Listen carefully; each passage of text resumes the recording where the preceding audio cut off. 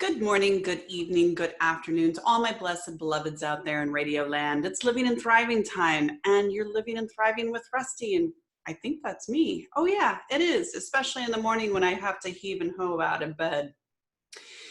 Anyway, we are going to have the most amazing adventure this season. This is season 2 on YouTube, season 11 on the podcast, and I get to travel all over the world meeting amazing people doing amazing things. And today, really long title, Reverend Dr. I'm getting there. Marcia. She's Marcia Ledford, Esquire. So you're a doctor, a lawyer, and a reverend. Is that correct? Yes. The doctorate is in theology. In theology. That's what I'm actually going for. So I love this. Good morning. How are you? Okay. Or afternoon? I'm very well, thank you. How are you doing? I'm very well. I invited me to the show. Oh, I'm so glad to have you. It's fun to meet a like-minded woman who focuses on doing the good that's needed. And so I'm thrilled to learn more about you, what makes you ooey gooey on the inside, why you do what you do. And they always say you have 7 careers. You've got 4 more to go. What other 4 are you going to tag on? I hope that's not true, because I think I have found it. All right, Reverend. So who are you? What do you do? And what makes you you? Okay. And, please just call me Marcia. It's fine. That's fine. I have started an organization called Political Theology Matters, and it is an entity through which, it's a mission through which I write, speak, teach, and preach about the need for progressive-minded Christians to be more vocal in the public square for social justice. So that's it in a nutshell. Well, that just opened up a whole can of worms and Pandora's box and maybe some other stuff. Okay, well, fire away. Fire away. So what a great time to be alive. What a great time to be a woman who practices not only the good book, but is able to wear a clergy suit. That's not something that's true. That's true, because that wasn't the case when I was coming of age. So do you think that that's part of the power and impact behind what you're doing now, is that, you can be Christian, but you can also be 2021, not 1419? I think that's an excellent question. And yeah, I think that's very true. When I was becoming an adult, first of all, I didn't see women at the pulpit or the altar, and I sensed a call as a teenager to ordained ministry. I just didn't think there was a place for me. And then in my late teens and early 20s, I came out as a lesbian. So I really didn't. You got the trifecta. Yeah. I really didn't think there was going to be a place for me as an ordained person in the church. And it was put to me, you got to choose between being a Christian and being, that lesbian thing. So, and that's still happening. That is very much still happening to young people. So, but I think that this, not automatically having access to things that I wanted to do has certainly fueled and informed this ministry, because I'm particularly dedicated to seeing a comprehensive immigration reform in the United States.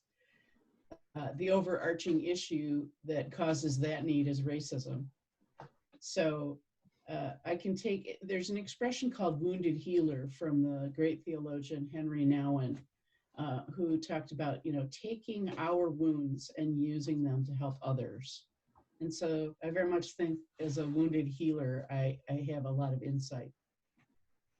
Well, and you and I would love to have you back on, because I have a feeling we could talk for days. Okay, I love that. Okay, good. So I've got like 50,000 questions, because again, talking to a like-minded person, it's just so hard to keep it into 22 minutes.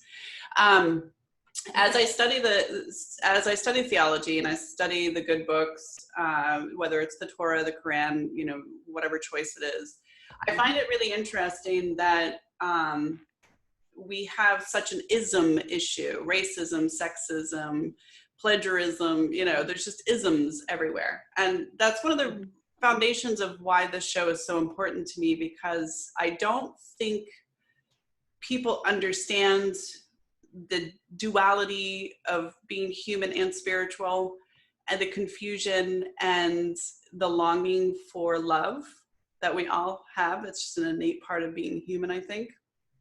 And the desire between that and being greedy, and how a lot of the reference materials that we have are not accurately descripted.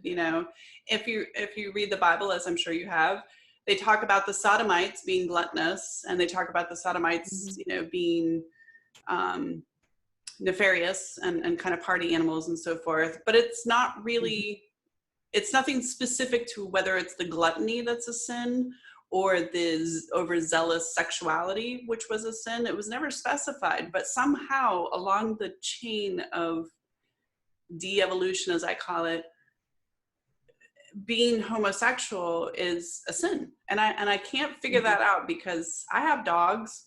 They're both girls. They think they got all kinds of parts. so I think innately you are who you are, but I don't understand completely where we have become such a chasm of divisiveness, where a woman like you, who knew from day one, this is your path and your calling, didn't have a fair representation as to who you are as an individual on this planet to blossom quicker, I guess, in your path. That was a lot of questions. It was kind of a lot of questions. So can you stitch it up for me sort of into one? So, because I don't want to blather forever. No, blather forever. That's the whole point of the show. We're sitting down having a cup of coffee or tea, and it's some strange place just talking. So that's right. Well, the word homosexuality didn't exist in the ancient cultures when these Hebrew and Greek texts were written. There was cultic temple practice with both male and female prostitutes, if you will.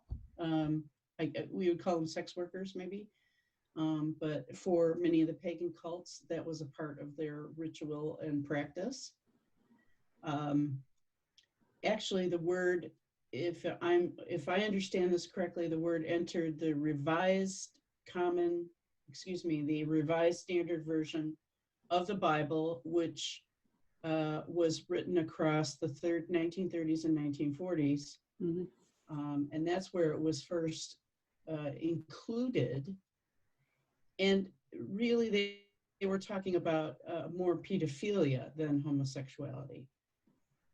But it's been identified predominantly as being a very anti-gay word. There are 7 mentions of same-sex relations in the Bible.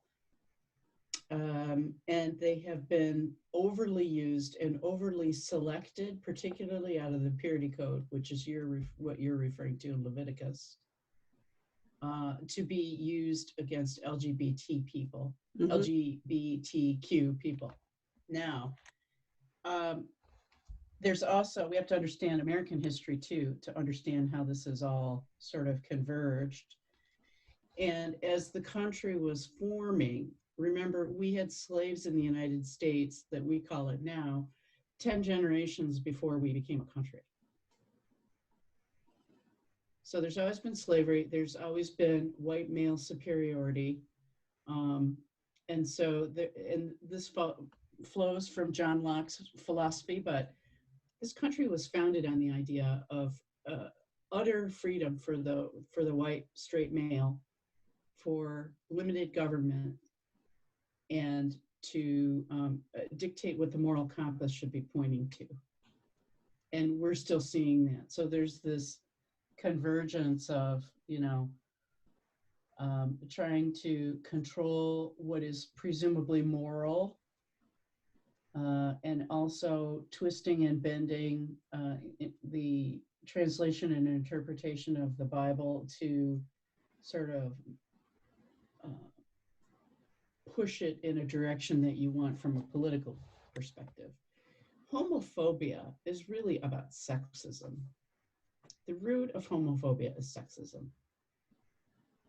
And when you have men taking on the so-called penetrated role of women, that is very, very threatening. So in order to maintain sexism, it's important to, negate the rights of gay people. And the rest get thrown in with it. Lesbians and bisexuals and transgenders. And transgender people are threatening all by themselves for certain segments of the population.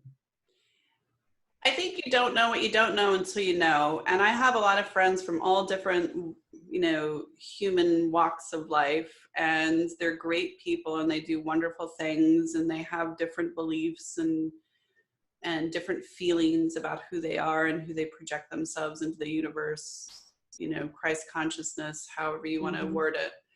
And I'm totally cool with that. I think I was very fortunate. My birth mother is Cherokee Indian.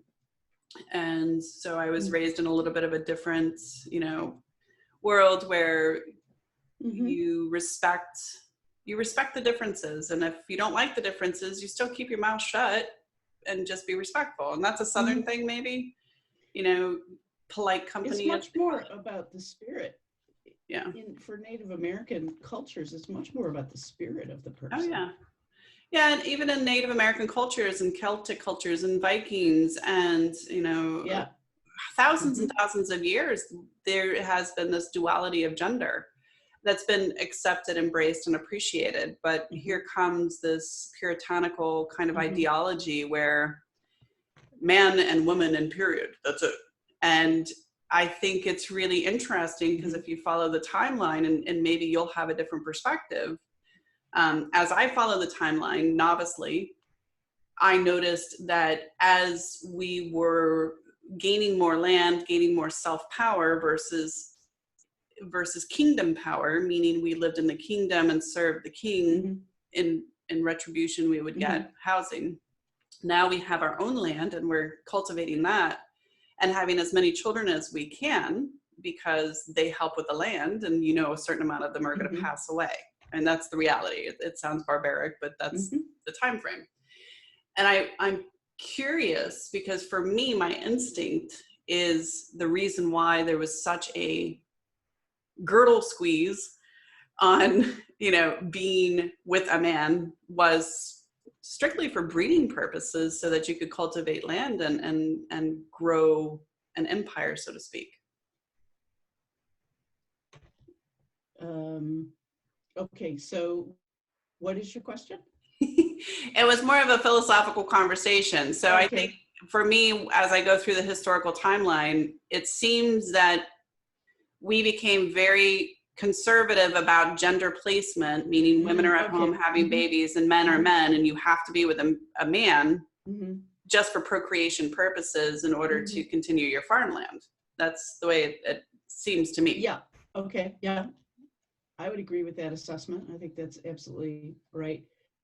There's more just about just the sheer ability to dominate one sex over the other that also drives this, because as men have been able to dominate women in terms of their domesticity, being trapped at home, so to speak, limiting their ability to get further education, to take on professions, whatnot.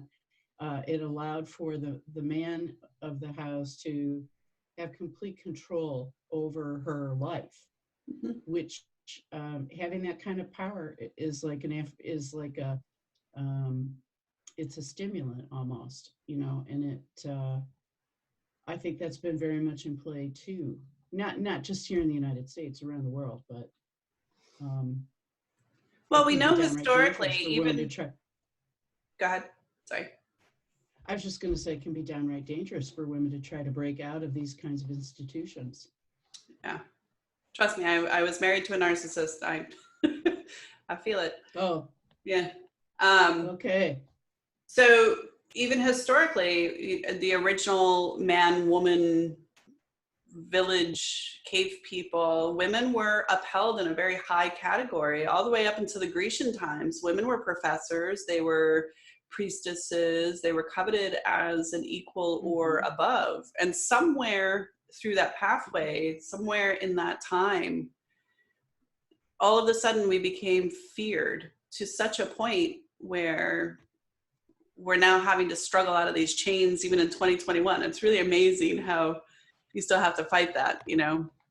And I don't know what that transition was. I don't know what scared men so much that they had to try to tame us, so to speak.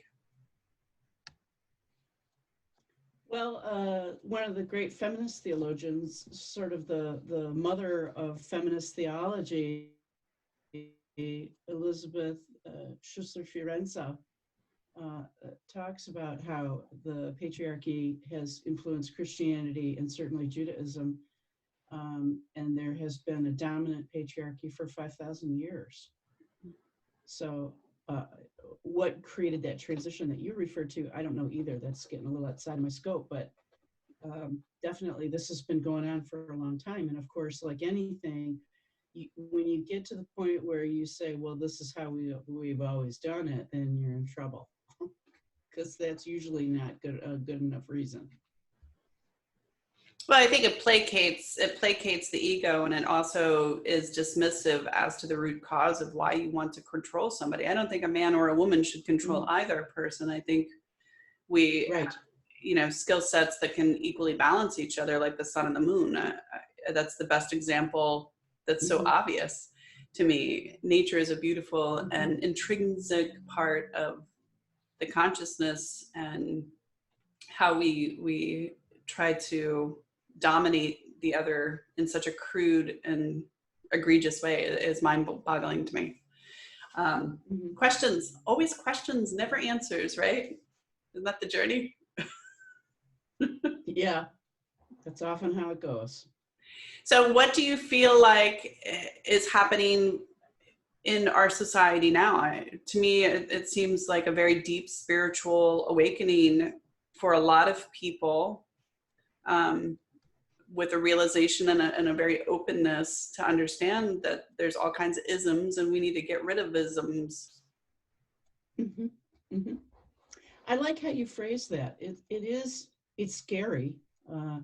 The polarization that we have witnessed and experienced, particularly the last, say, 5 years or so, 6 years, has been quite scary. But there is an opportunity for tremendous spiritual growth of the country. I think people, generally speaking, in the United States are spiritually parched. There's too much noise. We're over-marketed. There's too much, consume. We're poisoning the earth. All of those things. But inside of that is the opportunity to do inner work. And I'm going to talk a little bit about the spirituality of resistance, if that's okay. The spirituality of resistance is when we do two things. First, we do some inner work, some prayer, meditation, reading, journaling, whatever it is that helps you get in touch with yourself and think about the current issues and what is bothering you the most. What is it that you wake up thinking about or worrying about? We have got to figure out how to stop police brutality. I mean, we just have to do it. It's wrong. It's evil. So when we take all these thoughts and ideas and issues, then we find a group to work with. And I recommend typically community organizing, because it's a great way to meet people of like mind who have the same sense of importance to these issues that you've thought about, and go work with them, go volunteer, go learn how to do community organizing, learn how to do power analysis so you know who the decision makers are that are in charge of whatever issue is of concern to you. Learn all of these things. And typically community organizers are very savvy. They're very savvy, and they're very committed to making positive change non-violently, and that's also very important. When we ignore these things, when we ignore the problem of police brutality, or the need for immigration reform, or domestic violence, whatever the issue may be, when we avoid it, in other words, we sort of stick it in the floorboards of our consciousness, as Roger Gottlieb would say, it doesn't go away. It's still there. And we end up wasting a lot of energy, staying away from it, instead of, and this is a very good analogy for right now, just lean into the needle, lean into the pain a little bit, name it, name what the enemy is or the problem, or however you want to voice it, and then address it, because already you've disempowered it a little bit just by naming it and saying, police brutality, I'm going to fight you. And then if we try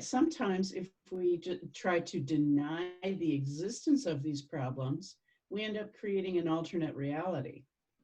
And we've certainly seen that this last election cycle. It's just been astonishing. Lord, have we seen it. So, yes. So I encourage you all to consider, the spirituality of resistance. I'll send Rustie the link so you can see it in the show notes if you're interested. It's on Amazon. And I have a book coming out late this year that I'll be talking about these kinds of ways to address injustice in the public square.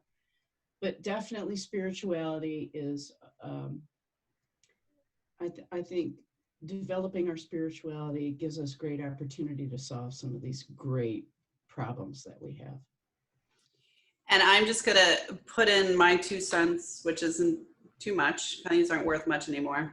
But I think it's trifecta. I think you have to be open and willing to educate yourself on these matters to really know the truth, because again, we are over marketed. I mean, it's mental abuse at this point. Between the robocalls and the consistency of ads and just, oh my gosh, inundated. Here in Florida, they actually have trucks that flip. They drive all day. That's all they do is drive around, and they flip advertisements. So not only do you hear it on the radio and you see billboards, but you have these trucks driving by flipping advertisements. And I'm like, oh my God, no wonder everybody has crazy. ADHD. Yeah, so it's really interesting. It's really interesting you mentioned doing homework. Yeah. I was doing an interview with a young man who is autistic and is a disability advocate, and he had a really wonderful insight when we were talking about the spirituality of resistance, and he immediately drew to and I'm not a boxing fan, but he drew an analogy with the Ali Frazier fight in Africa. Yep. When at the time, it was George Foreman.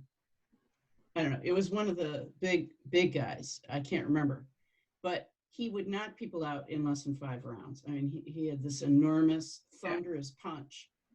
And so to beat him, Muhammad Ali decided, he studied the film, and he decided that he would just be in against the ropes and let him punch him, and let the ropes help him absorb some of the blows so that he could wear him out. And that's what he did. That's how he beat him. Yeah.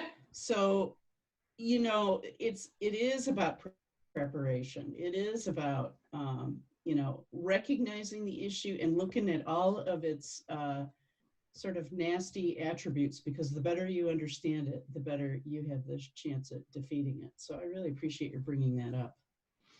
Well, one thing that I've noticed in my small world of travels is that you don't know what you don't know until you know. And yep, I live by that. That's my motto.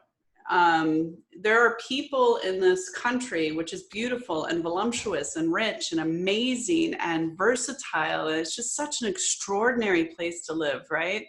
I love Europe too. Same thing. Like I always feel like it's Pandora's box. I'm unraveling something gorgeous when I travel.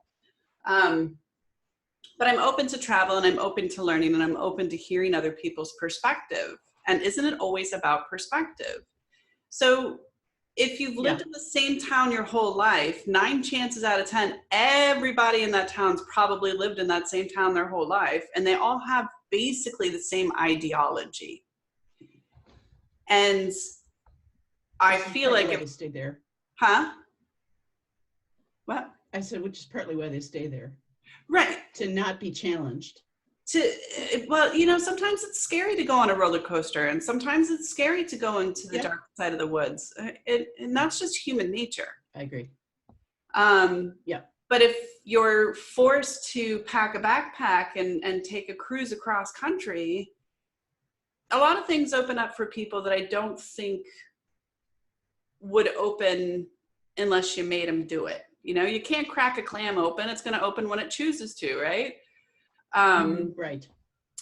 And I think that's 90% of the issue we have in society at large, is that we don't take enough time to see and embrace the difference, whatever that means, you know, and understand it, because it's here. God made it, you know, God made everybody. And if you study the Bible, it says that God doesn't make mistakes. He might have broke the mold after me. I'm just saying, don't want another one of me. But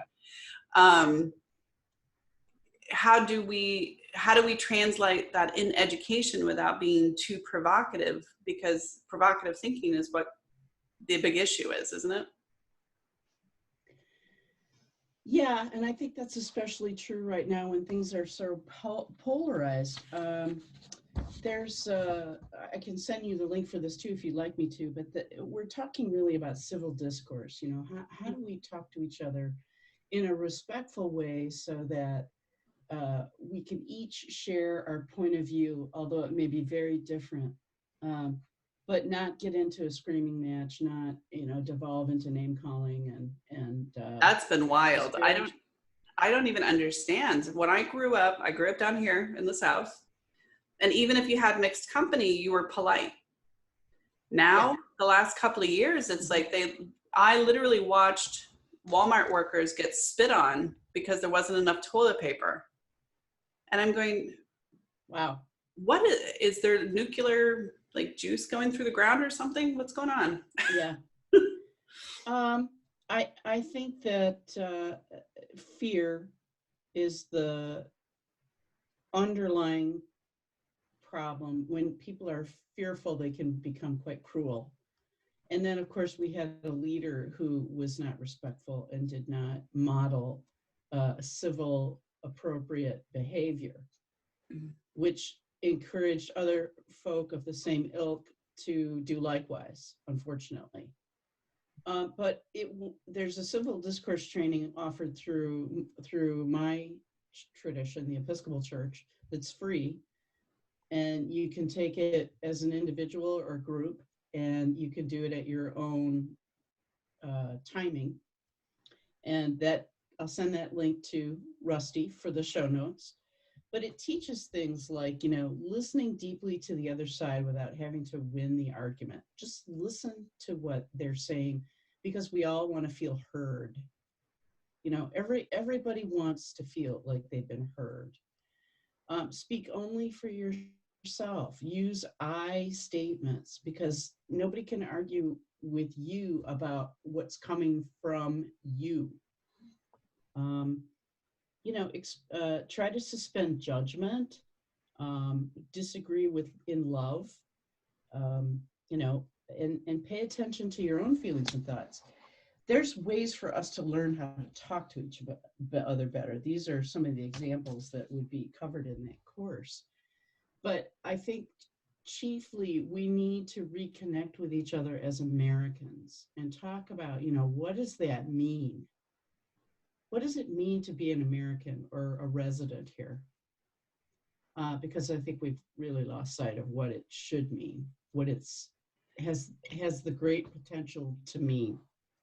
That is definitely, it's such a crossroads on that particular subject. I mean, what does it mean to be an American? I think I've been very spoiled and lucky to live and choose a lifestyle that makes me happy and enriches myself with the variety and spices of everything that's alive and created. Right. And to me, I think I'm very American that way because we're a melting pot. You know, I'm Cherokee Indian partially, and most of these people don't belong here. You know, if you were to go that way, but it's often phenomenal how righteousness and conviction and mismarks in education have really done more damage than good in our society and in our country. And I think we're going to see an economic downfall because of that. And it's not a political thing. It's we either camaraderie together or we camaraderie apart. It kind of seems like we're going. Well, you're right about that. Yeah, we are all in this together. Although there are factions of the community that don't want to say participate in being vaccinated. This will slow down our economic return. There's no question. The longer we have this pandemic, excuse me. So I agree with you. I think that if we don't get it together and really start working together better, we're going to pay for it. We've already paid for it, but absolutely, it's not going to get better. No, and I don't think continuing to dig at each other. Just for example, yesterday I was on Twitter and I was blasted because of my skin tone, and I just kind of tilted my head, going, "What relevancy does that have to do with the statement that I made on Twitter?" We've carried this torch of divisiveness for so long. I don't think people feel safe or comfortable not being afraid of each other. It's like fight or flight. Everybody's living in fight or flight right now. And it causes me great concern studying humans as much as I do and loving them as much as I do. I feel like we're going to be in a very large civil war with each other for things that don't actually really exist, and that hurts my heart in such a way I can't describe. Yeah, I agree. I absolutely agree. I've worried about this. The possibility of another civil war, particularly over class and race. It's a real concern of mine because we have got to start talking to each other and working together. Yeah, and the way our education system is set up and the way we have fast food brain, it's a huge distraction to sitting down and actually having in-depth conversations, because I want to say it was Oxford actually came out with a study that we have trained our brains to be more impulsive than a gerbil. Wow, that's pretty scary. That's pretty frightening. Yeah. We have such huge capabilities, but for some reason, the media and the noise and the busyness has become such an important foundation of what it means to be human, that it's almost an addiction, as we were talking earlier. And I'm not sure how to unravel that without just unplugging everybody. I'm all about unplugging. But again, that's more of a spiritual thing, maybe. Yeah. So as we wrap up the show, and definitely we're going to have to do another one. Obviously, we have a lot to talk about. What kinds of tips or tricks do you have for people to get through the next few weeks with whatever's going to happen? I mean, I think mindfulness and meditation is maybe one of the most important things we could be doing right now. If you are not necessarily engaged with a faith tradition, just meditating where you get in quiet space and you count to 10, breathing in, breathing out, 1 in, 2 out, 3 in, and so forth. And as a thought comes to you, which inevitably it will, say, okay, that's a car going by, and then let it go. And, whatever sounds that you encounter during this time, name them and just let them go. And I think that that's a very powerful way for us to learn to not absorb, just sort of experience, but let go of a lot of the noise and nonsense that we have to navigate. If you are a spiritual person, and this is a technique that comes from the Christian tradition, but I suspect it can be used with any sacred text, is to pick a portion of your sacred scripture and read it through once, and then read it again and let something jump out at you. Let a word or a phrase jump out at you. And then pray that phrase and do some meditation with it where you think about the phrase, but again, you let go of any extraneous thoughts.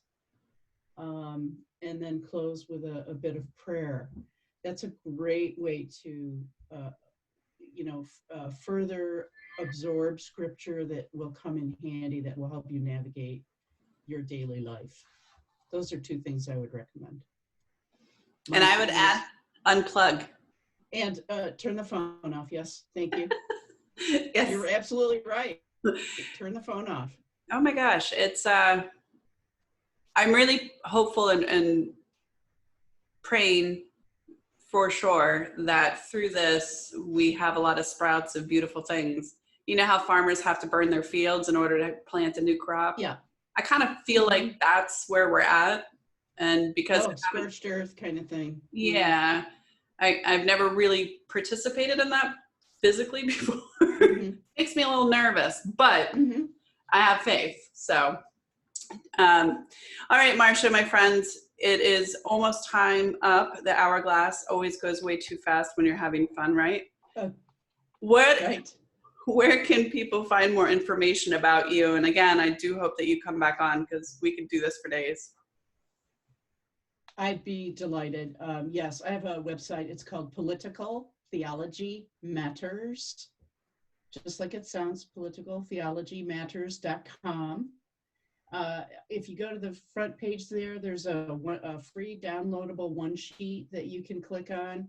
And it's 6 ways to start being a political theologian right now. So you can learn some simple ways to be more engaged in the political process from your faith perspective.